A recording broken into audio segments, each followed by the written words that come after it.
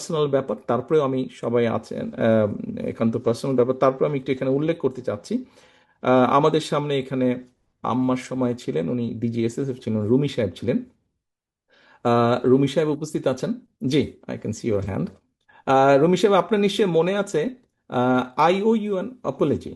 আপনার নিশ্চয়ই মনে আছে যে একটা মিছিল হয়েছিল একবার সেই পুরন ঢাকা থেকে আমিন বাজারে, এবং পুরো মিছিলটা আমি হেঁটে এসেছিলাম, আম্মাও ছিলেন সেই মিছিলে। তো সেই মিছিলে আহ, অনেক ভিড় হট্টগোল। আপনি আমাকে একটা কোনো কিছু বলেছিলেন। আই এম ভেরি সরি, আমি সেদিন আপনার সাথে একটু রুড ব্যবহার করেছিলাম কোনো বিভিন্ন সব কিছু মিলে। I am very sorry for that. আমি অনেক দিন চেষ্টা করেছি আপনাকে রিচ করার জন্য, একটু Never express mind. My apology, to express my apology. আমি সুযোগ পাইনি, আজকে সুযোগ পেয়েছি।